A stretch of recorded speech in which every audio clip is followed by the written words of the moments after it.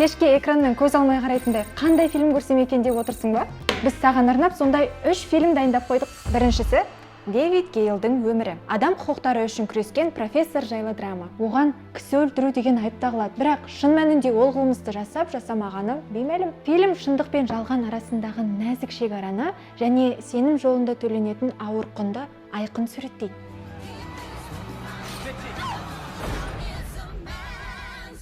Ал екіншісі Стрингер.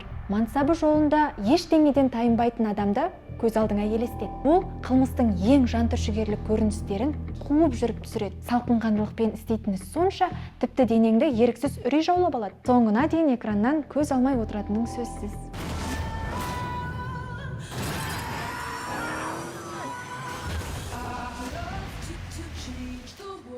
Үшіншісі болса Шабыт деп аталады. Әуелде нәзік романтикадай сезілген құштарлықтың уақыт өте келе жойқын күшке айналғанын суреттейтін оқиға. Бұл фильм махаббаттың соңы тәуелділікпен аяқталатынын көрсетеді.